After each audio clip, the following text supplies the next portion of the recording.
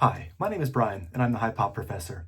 And today, I would like to make just a response video after having watched the last two videos by Billy Ballgame, who is an excellent channel, love his content, and it's been really fun for me listening to him sort of discuss and strategize out how he's going to move forward with his collection.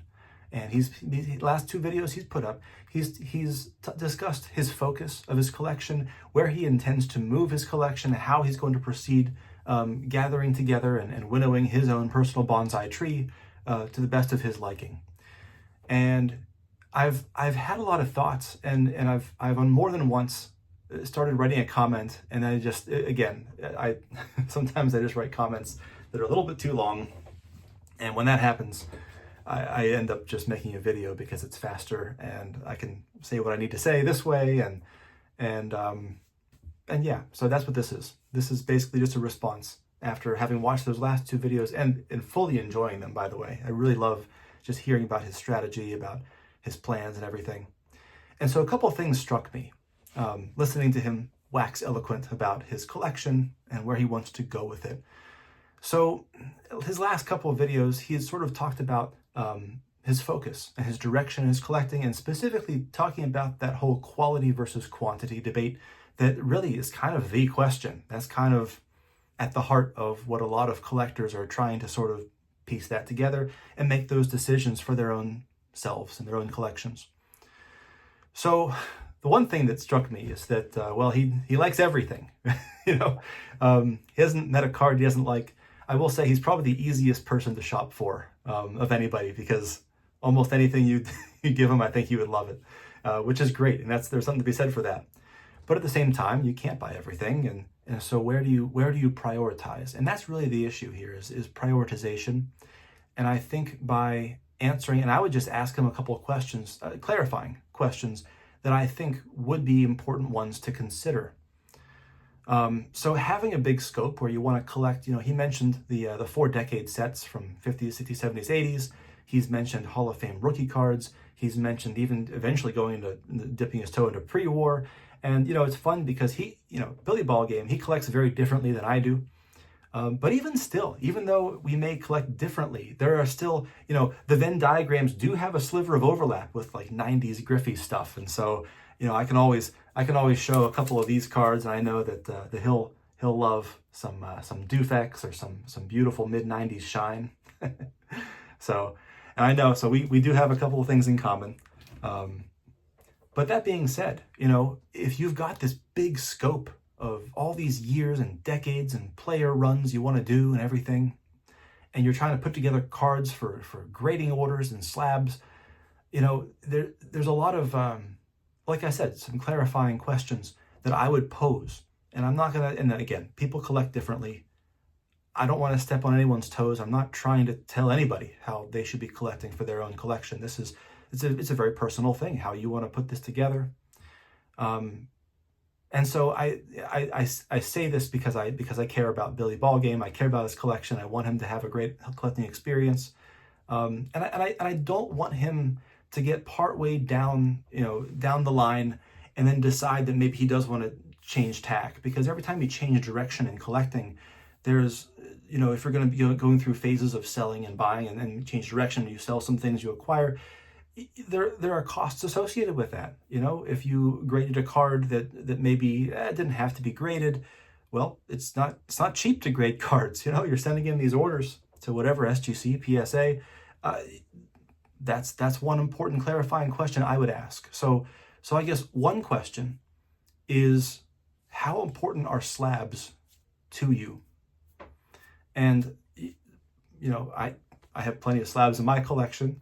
That being said, I'm getting to a point where I would almost rather just make my own with MagPros. And so for me, I took a couple cards when I was saving up and trying to save up for some bigger cards. I had a card like the 86 Donruss, the Rookies Barry Bonds. I had it in a PSA 9, beautiful card, but I actually already had another one that was ungraded. And this is like a super sharp card, really minty corners, well centered. This would probably grade out at probably a 9. Really nice card. Love it.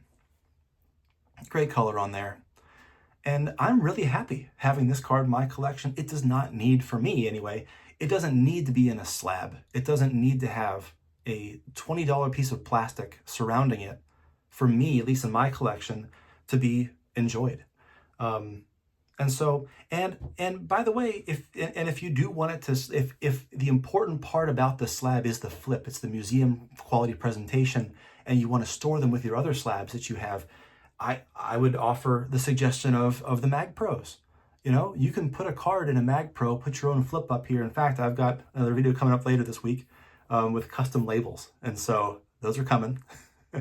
But the point is, they fit right alongside. I can make my own Frankenstein collection with SGCs and PSAs and Beckett slabs and these Mag Pros all harmoniously, and CGCs, whatever, all existing harmoniously side by side.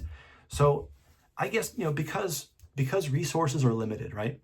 And, you know, every dollar you spend or you give to PSA or SGC or wherever, that's one less dollar you have to acquire cards with. And so I would question, you know, if you're going to make some player runs, you know, and which is fine. I completely get it. You want to do, you know, player runs of all the big names. That's awesome. That's fantastic. I love it. You know, so that's fine. Like Mike Baseball Collector and Chris from Missouri, absolutely. In general, however, I would ask how important that is to you, that it be like in a PSA holder. And my concern would be how does it make sense? This is my question. Does it make sense to take a 50-cent card, something like this beautiful 91 Fleer, Tony Gwynn, also very minty, very nice. Does it make sense to take a card like this and put it in a $20 holder? I mean, assuming it's not a 10, and even if it is a 10, is it worth that gamble? It comes back an 8, and you know, you have a 50-cent card in a $20 holder, and it's, I don't know, worth $4, $5. Because again, the value, you really can't beat it. If you want to have it in a slab, you want to have a nice, beautiful flip quality to it.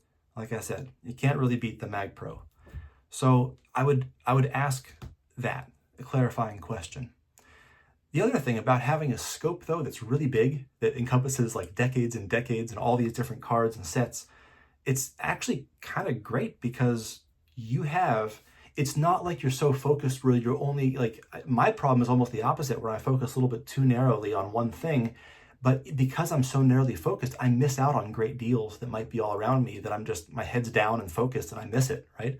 So it's one advantage to, I think, having a big scope is that you can look for value wherever that might be.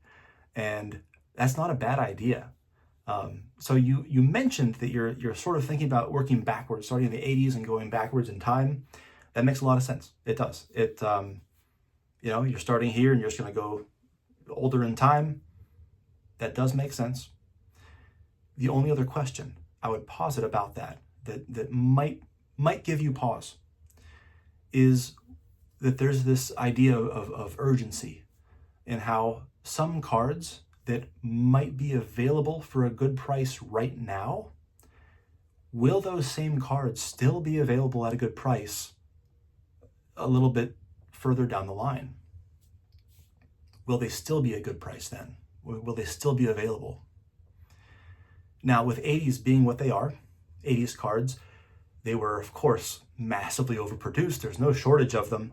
For me personally, I mentioned before, I have a hard time, like, sort of kicking myself to pick up an 84 Fleer Update Clemens rookie. I want one. But I have a hard time actually pulling the trigger on one and allocating those resources to one, because I know it will always be there. It will always be available. There's no shortage of them. And so, but is that going to be the case for pre-war? Or is that the case for some vintage cards from the 50s? I don't know. These are questions, but I think that they're considerations that probably should be thought about when we're going into something like this. And so that was all I wanted to say, really. But again, Billy, I love your channel. I love the enthusiasm, the energy that you bring with all the videos that you do. I love listening to you talk about your collection and your collecting and philosophy and quality versus quantity. I wish you the very best in navigating those waters. And again, in the spirit of wanting the best for you and your collection, I hope that you can receive this in the same will that was intended. So have a great day, and thank you for watching.